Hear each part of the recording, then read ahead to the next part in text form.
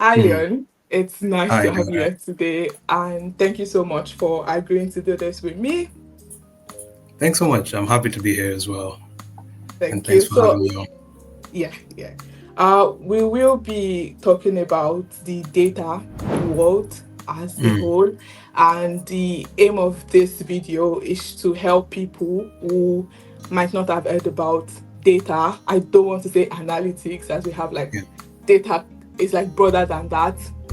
We want to bring to their notice what exactly the field is about, and Hmm. also how can they get their first job.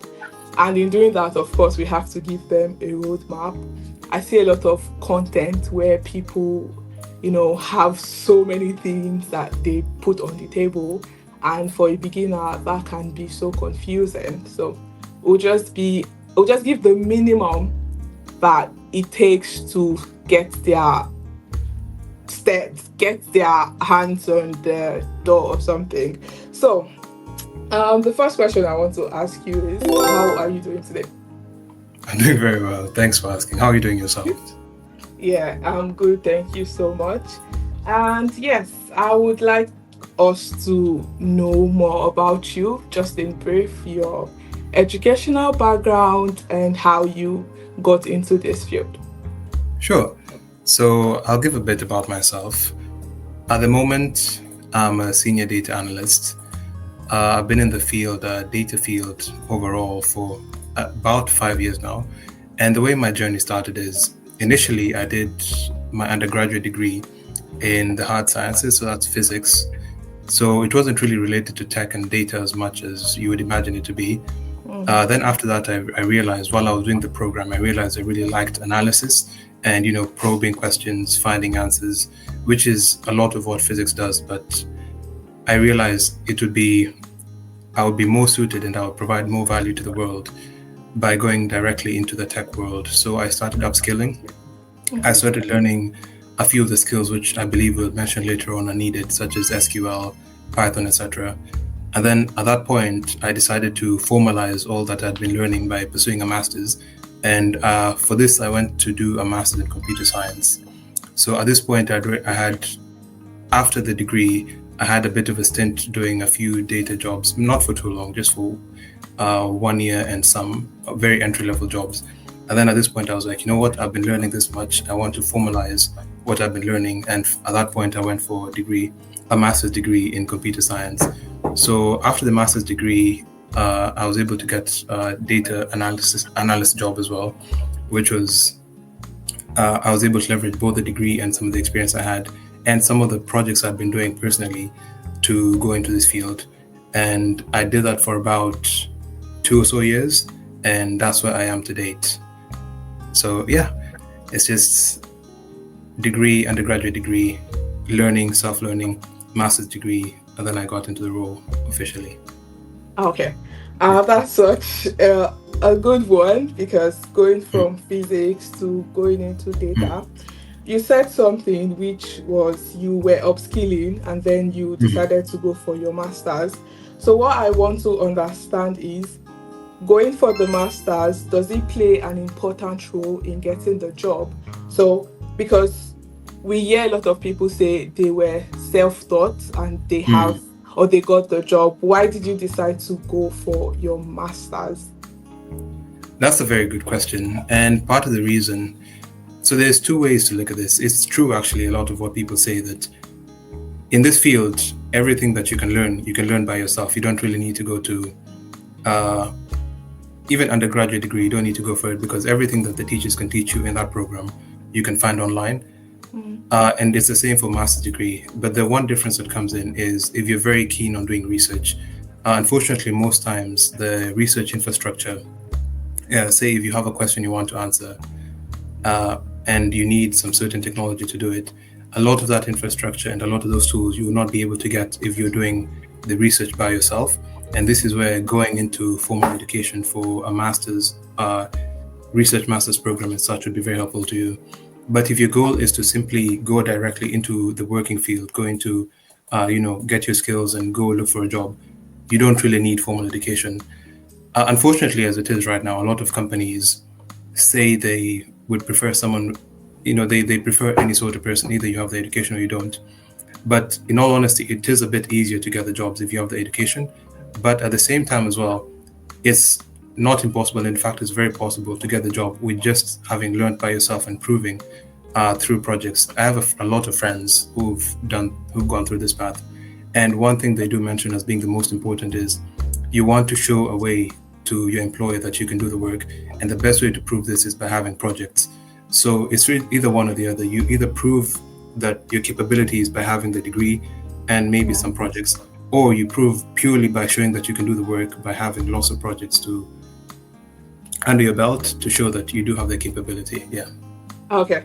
Thank Yeah. you very much for clarifying, because a Mhm. lot of people get confused. So they have to Mhm. go back to school to be a data analyst or Mhm. find themselves in the data world. Mhm. And you have given so much insight into that. The next question I would like to ask and know about is, what is data? What is happening in that side of the world? Sure. So data is it's a massive world. It's a broad field. Because if I'm just to go by industry estimates, you can imagine at the moment the data scene or the data industry is estimated to be in the billions and billions of dollars. So you can imagine just how big this is. It's if you can imagine it, or if you know someone who's an accountant, you can imagine it's similar to how accounting is now, or how it was even 20 years ago, where every single company, as long as you're doing business, you need an accountant, and not just one accountant, you need a team of accountants. So this is similar to what's happening now in the data field. Any company that's worth its salt or that's really trying to be a serious company either has data professionals or is building the systems in place to have data professionals going forward. And within the data professional scene, there's a couple of different roles that you can take.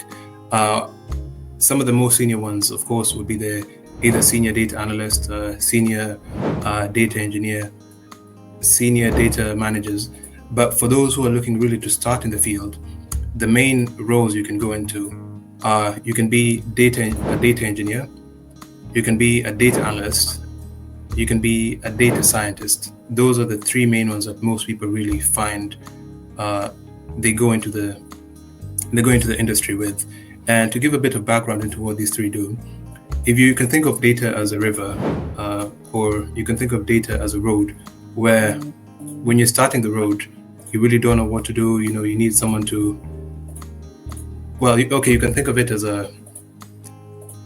If you're in a company, you can think of it as a conveyor belt where something is being built. You have a product that's being built from the initial stage all the way to the end.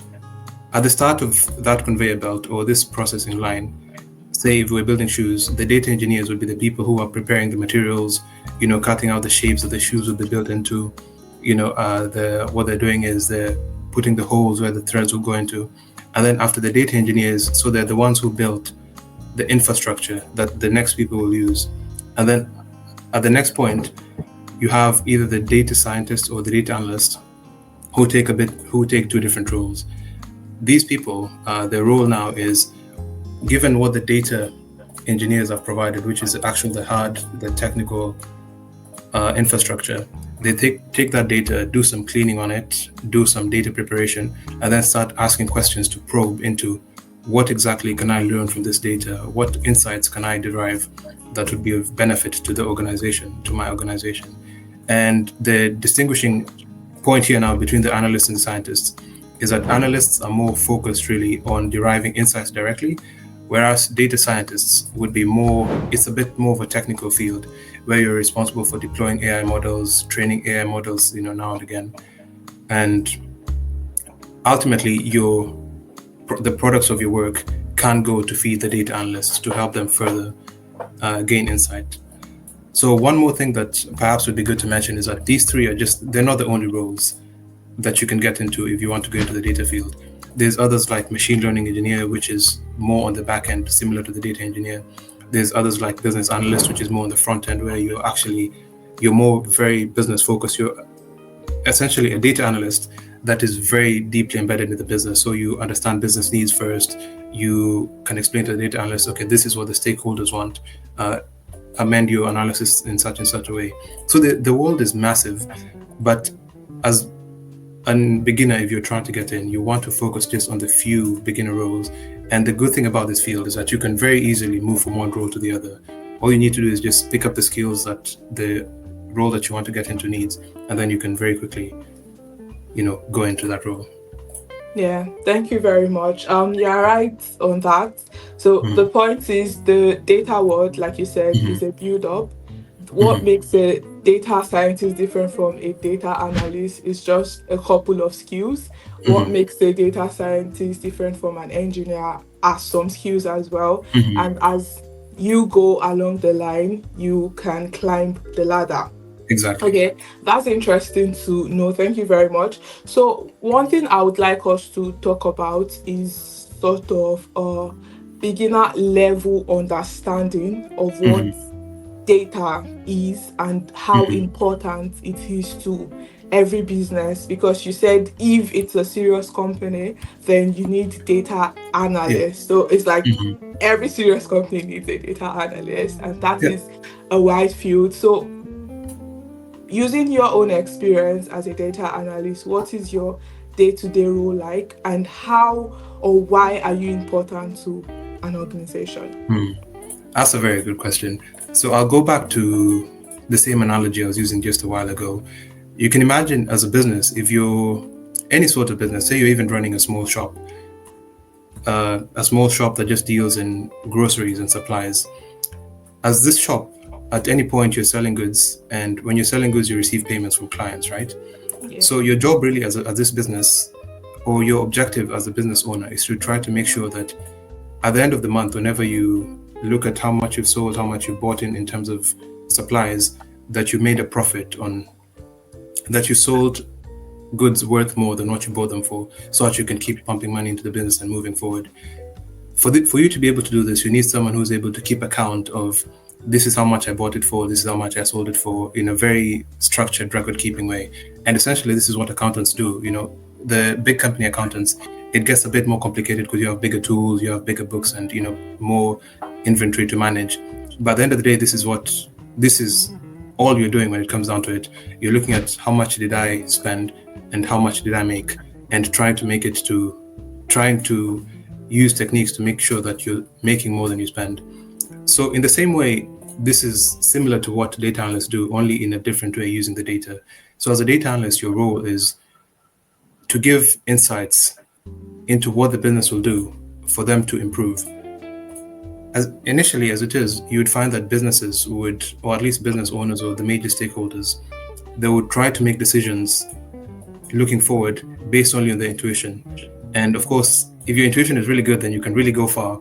But not everyone is blessed with this intuition, one. And even those that are blessed, your intuition oftentimes can be wrong. So as a data analyst, your role in a few words would be to be the eyes of the business. You Mm, gather data from all around the places. You ingest this data, you morph it around, and you say, okay, given what's happening from the outside, this is what we should do. Well, this is what is happening first, and this is what we should do going forward to make sure that we're we end up in a better position than we're in, which analogy now is to make sure that we end up making more for the goods we've sold than how much we've spent. So in with this part of the reason why I was saying data analysts would be so important going forward, not just data analysts but data professionals as a whole, is because they provide businesses with this insight into the dark, really, because your role is to shine a light into areas that businesses were not able to see before, or to be the torch, so that as they're walking forward, they know what places to step, so they don't step outside and fall into a ravine and stuff like that. mm, Yeah. So to the point you mentioned, aside from that, what a day in the life seems like, a day in the life could be very different depending on where you are, because of the varied nature, or because of the ubiquitous nature of data analysis, you can be a data analyst in almost literally any organization that you come into. You can be a data analyst in a hospital. You can be a data analyst in a company that manufactures cars. You can be a data analyst in an energy company. You can be a data analyst in every single place that you go into. So, for that reason, your roles would vary day to day, but there are some things that are fundamental to the role in itself, and that would be, you need to prepare data. So data comes in from somewhere. You need to make sure that this data is in a state to be analyzed. Once the data has come in, your next role would be to find general insights from this data. So, okay, this data has come to me. At the moment, it's just like a plain sheet. It's there, it tells me nothing. So you need to find the general it's called exploratory data analysis, where you find what are some quick things I can see about this data. And then once you're at that point, you now need to start trying to answer questions with the data. So for example, what we were talking about before, say your company is I'll give an example that's a bit close to my heart, or a company that I've worked with before. Say that your company deals with online, sells things online, and it's trying to see, okay, I sell a couple of goods, different products online. How can I ensure my profit is higher? And for that reason, of course, you need to do certain things, right? You need to answer a few questions like, one, which product sells the most? Two, which products are clients, when clients buy, are they likely to buy other products? So meaning, you can sell more than one product. Which products, say, do clients look at for a while, but then, they have in their basket, but then they don't buy? Such things you can analyze and see if maybe I gave a few more incentives to these customers who put the products in their carts but don't buy them, then maybe they would go through with a full purchase, and that would be a new sale to us. So it's a bit 50-50, or it's a bit hard to pinpoint exactly what a data analyst does in a day. But as a whole, as a role, you'd be doing exploratory data analysis.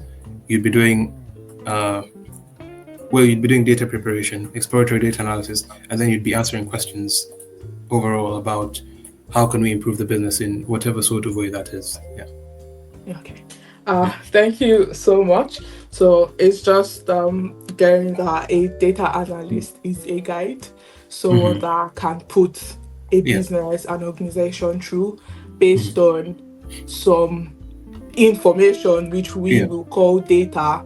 So you get the data, you gave us the steps already, process it, and give back a piece of information that is important for the growth of the organization. Exactly. So thank you so much. Thank That's you. such an interesting field.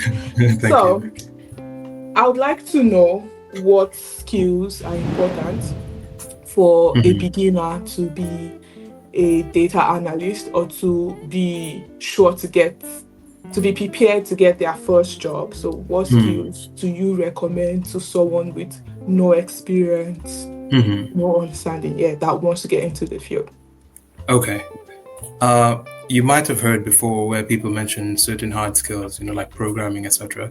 But one thing in my view, from what I've come to see so far, some of the most important skills are skills that do not directly operate on a computer. So they're not coding skills or technical skills, but rather it's just a skill of being able to communicate. You have thoughts in your mind, can you communicate them and make someone who is not technical understand? And at the same time, make someone who's even more technical than you understand what you're saying. So this bridging both parts, because the data analyst, you're in the middle of engineers who do hard coded, their eyes are in software every single day. And then you're also talking to some stakeholders who only understand business. They don't understand numbers. They don't understand Python or programming. So that's one big thing, communication. The other thing would be storytelling. Can you tell a convincing story about the data? Can you take someone from the beginning to the end in a way that they understand what you're saying, and to them it makes sense why you chose the steps that you did and why you came to the conclusions that you did? That's the other thing. The other thing is you need to be a person that's very detail oriented, because at the end of the day, when you consider our role as flashlights or guides for the company, as a guide, if you are not careful and you take the wrong step, everyone behind you takes the same step and you end up all falling. If it's a ravine, you end up all falling into the ravine. So you need to be very careful and detail oriented in the insights that you provide. So with this, there's now, of course, the technical skills that you need to know to be able to move along. And one thing I'd recommend is Excel, Microsoft Excel, which many of us, even in high school or before, we had an opportunity to work with. So Microsoft Excel is a very big one. It's taken for granted oftentimes, but this can be the most useful tool oftentimes in the data analyst toolkit.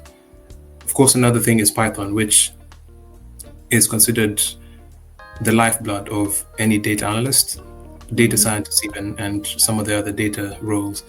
SQL, which is a language that allows you to query data and get certain insights from it. Python, of course, can be very useful because then this allows you to do certain automation for your tasks. It also allows you to do data cleaning and all that stuff in ways that you wouldn't be able to do manually. It really makes these tasks much more efficient. Then, of course, one other thing that I would recommend recently is understanding of the cloud. So, cloud providers. So, this is something you can pick up later on in your journey, but even it's still very important to understand. Something like either Google Cloud, AWS, which is Amazon's cloud provider. You can either do Azure, which is Microsoft's cloud provider. You can do something like DigitalOcean. So just pick one and move forward with it. But the understanding of one of the cloud technologies is very important. Of course, one more thing that I'd recommend is reporting, because once you've done analysis of the data, your role now is to present it to the stakeholders and the people who will use this data to make decisions that will move the business forward. And for that, you need to understand reporting software. So reporting software. So this could either be Microsoft Power BI, this could either be Tableau, this could be Looker, which is on Google Studio. So, something that can allow you to visualize the data is another thing that I'd recommend. So for the most part, these are the most important things to begin with. And as you move forward, of course, you can learn other things, such as you can learn some skills in data governance, data management, but you'd want to start at least with these four. Okay. Thank you. So is it possible you break each of it down, because you've told us what it is used for, which is very important. But as someone who is looking to get myself there, what are the basics I need to learn, and how long do you think it will take me to learn these things? Okay, sure. That's a very good question. So I'll begin with, assuming I was starting again, if I were to advise myself as someone who was just going to the field to start with, I would say the first thing you want to learn is Excel. So Microsoft Excel, right? And Microsoft Excel, if you sit down assuming you're not doing any other things, you're not in school at the moment, and you're dedicating your time to upskilling in this way, then that should take you 2 to 3 weeks to learn the basics, at least the fundamentals, to be able to do tasks that have actual impact. I would start with that. And then I'll go to SQL. SQL is a language which it's similar to, so if I have a data set or if I have a piece of data, SQL is essentially the language that allows me to communicate with that data. So I can ask that data, okay, how many people in this data set are above 50 years old, while at the same time, say, have the job of data analyst. So if I have data, however it's structured, I can ask SQL, okay, this is my question. What answer would you give me? And in a way, it's sort of a programming language, but it's a programming language that is it's very much like English. It's easy to understand the way it's structured. So that one, that's what I'd do next. And for SQL, I would give it about 1.5 to 2 months to have a decent understanding of the program. If you're fully locked in, you're doing your tests, you're doing example. So that's the other thing. After that, I wouldn't go to Python, which is what some people recommend. Instead, I would go to a reporting software, because you want to be able to show the results of your analysis. So this would be either, as I mentioned before, Power BI, Tableau, Looker, or some of the other ones that they have, but especially Power BI and Tableau are the ones I'd recommend to start with. So Power BI, it should take you, if you're fully immersed as a beginner, it should take you 1 to 2 months to master this software to a decent level. And then at that point, we've taken how long? Say 4 to 5 months or 3 to 4 months?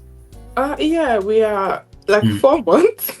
About 4 months, right? Yeah. So at this stage, you can now give yourself time to learn Python. And Python, the way I'd recommend, you want to learn the fundamentals, which is, if you've never programmed before, you want to learn, okay, what are the different types in programming, just the very basics, which shouldn't take you more than 2 weeks. And then once you've learned that, now you want to go into actual projects using what you've learned.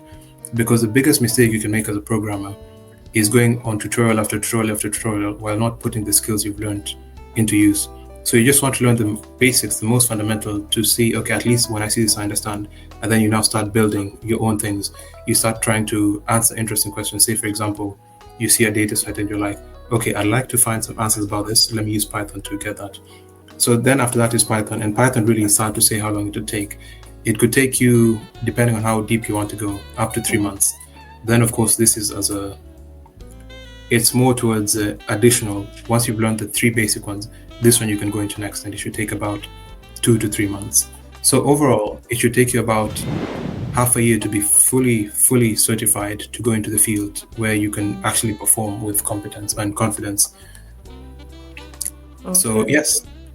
Yeah, that that makes sense. Mm-hmm. I personally think data is a field to get into as quick as possible Mm-hmm. because it's a practical field, and like you mentioned communication skill, you mentioned Mm-hmm. storytelling. These are Mm-hmm. not things that can be quantified except you Mm-hmm. just understand the basics, like you said, and you Exactly. get into it and you can improve. And Mm-hmm. of course, learning doesn't end because Mm-hmm. I don't like it when I see people in like a learner cycle or like a learner Mm-hmm. hell where Yeah. you believe like you have to know everything to Mm-hmm. be able to start applying for jobs. But you have helped us like break it down, like learn Excel, learn the basics, learn SQL, learn this. In fact, there are Mm-hmm. so many companies that only use Excel Mm-hmm. for their data analysis Yeah. process. So for anyone that is watching and listening, you can get into it within a 1 month to 6 months, as our guests have said. So thank you for that. The next question would be, where can I learn all this that you Sure. have mentioned? Yeah. So there's a lot. The beauty of living in the time we do now is that there's a lot of free resources. So one of the things you can do actually, if you is just go on YouTube and type exactly what you want to learn. So if you want to learn Excel, you can just go on YouTube, type Excel free course for beginners, and you'd find very high quality courses of people who can take you from beginning to end on the fundamentals. They can even give you examples. So that's the first thing I'd recommend. Don't go to somewhere you have to pay when the information is there for free, is available for free. But if you feel like you want to take it a step further, of course, you can go to places like Udemy, Coursera. So these are platforms that offer packaged courses as well. So you can go look at the courses, see which ones have been reviewed highly, and just pick the one you want to learn. And these courses as well are very highly recommended. They're very highly rated. So those are the two places that begin. And then after that, now, once you're ready to get into implementing your what you've learned, you can go into websites like Kaggle, which is a very good place if you want to either join competitions or work on actual data sets. So you can go to Kaggle. Oh, You can go to websites like Stratmaster, which is a very good website for practicing SQL. And there's tons of these websites around, but just initially go to the free resources and then try to find a place where you can actually practice what it is you've been learning. okay. Mm, Thank you very much. So it's good to know like I can mm, get started for free without mhm. having to like have so much. And I think the only thing you need, like I saw a tweet, is a table, a chair, and a laptop. And Exactly. that's all. Like And a willingness to you're learn, ready and you're good to to go. Yeah. yes, you're good to Mm, go. So mhm. I would like to know what do you enjoy the most about being a data analyst or being a data professional? It's a good question. Uh, One of the things I've found most pleasure in is in seeing the recommendations that I've made being put to effect and seeing the positive effect that that has on the business. So sometimes, you'll make a recommendation based on the data, which the stakeholders, they feel like, their intuition tells them otherwise, because they'll be like, no, I don't know about this, let's maybe do it this way. But then you're like, no, I've looked at the data. This is what the data is telling us to do. And you make that recommendation, you believe in your gut and you make that recommendation. And it actually bears fruits where you have massive increases, massive gains in performance compared to had you not made that recommendation. And that vindication of, okay, the data actually, if you listen to the data, if you work on it and believe what it's telling you, then it can give you very great results. The other thing as well is just finding out interesting things that you'd never have expected from the data, or counterintuitive things. So that as well is something else that gives me a lot of joy from this. And then, of course, there's some of the things where a lot of people don't like this, but I quite enjoy data cleaning, which is, they say that's the most annoying part of a data analyst job. But for myself, I do quite enjoy seeing the data go from this unstructured mess into something that has, decent structure. You can just look at it and it looks nice to you. So generally, I think those are the main things that I quite like from the field. Okay, thank you. Yeah, we already established the fact that a data professional is like a guide, and there Mm-hmm. is this satisfaction that you get when Mm-hmm. you are able to give an insight that Mm-hmm. works, and it just, yeah, there's that satisfaction. So Mm-hmm. the next question would be, what don't you like about it? Because I mean, like Mm-hmm. everything can be like 100% Mm-hmm. good. And for people that are looking to come into the field, I think being able to know this would also help in help Mm-hmm. them in preparing ahead and making a decision if this is a Mm-hmm. field for them or not. That's a very good. That's a very good point to note. Actually, one of the things that I would say, can be a bit frustrating at times is the deadlines that you have to work with, because sometimes uh, it's a 50-50. It's two sides of the same coin. In this field that we're in, there's times where there's not the job is not as busy as it could be, so you have a lot more time on your hands to conduct analysis. But it comes to times where there's a report that's due. You need to provide analysis by a certain time. So what that would mean is that for this period of time, you might actually have to take hours outside of work to do this analysis. You need to stretch yourself really thin for you to make sure that you get this stuff on time. And this, you need to be willing to do something like this if this is the role you want to get into. You need to be willing to go through times of less intensity and times of more intensity as well. This is not the case in every place, but this is something you need to be aware of once you're getting into the field. The other thing, which I would say it's not really something that I dislike, but it's something to be aware of if you're getting into this field, is that you will never stop learning. There's always some new technology that's coming out. There's always some new protocol, etc., that you will need to be aware of. Even what I just mentioned earlier, like cloud technology. A few years back, when data analysts were going to the field, this is something that they need to worry about. But of course, with time, there's these tools that come into play that, as a data analyst with your salt, you need to be able to use, and your employers will expect you to be able to use them if you want to keep to the standing that you have. So just be willing to always keep learning. And the good thing about it is, if you get into the field, the more you get into the field, the more you start enjoying learning these new things. Because, like, okay, so what else can I discover? What else can I learn today? So that's something I'd keep in mind if I was going to this field. Okay, thank you very much. So I think the final question of today will be, how do I know I am prepared to, land my first job in the field? It's a good question. I'd say, as long as you've done, it's what you mentioned earlier as well. Sometimes you find yourself in a cyclical period of learning. You become a constant learner. I'd say, as long as you've done the fundamentals, you have 1 month of that. If you're coming in as a complete beginner, once you have that 3 to 6 months under your belt of those fundamental technologies we've talked about, then you're ready. You'll never be more ready than that. So at that point, I just recommend, start applying as you're doing projects to build your portfolio, to show that what you can do. And eventually you will get a job, but just don't put yourself in a position where, I'm not ready. There's this new technology that's come out, I haven't really learned it yet. Don't put yourself in that position. As soon as you have the fundamentals, as she said, right? As Dara said, some jobs you really only need Excel. And once you have that under your belt, apply. And the beauty of this job and jobs like this in the data field is that once you get the job, it's not like you stop learning. You can keep learning and upskilling and learning the new things as you're on the job. So that in case you want to move to a high level job, you'll have no problem whatsoever. Okay.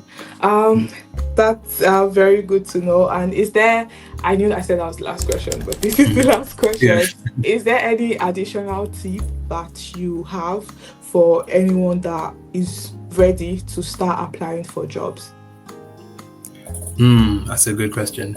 So one thing that is not emphasized enough, I would say, is networking. It's one of the most important things that you could do for yourself, especially these days.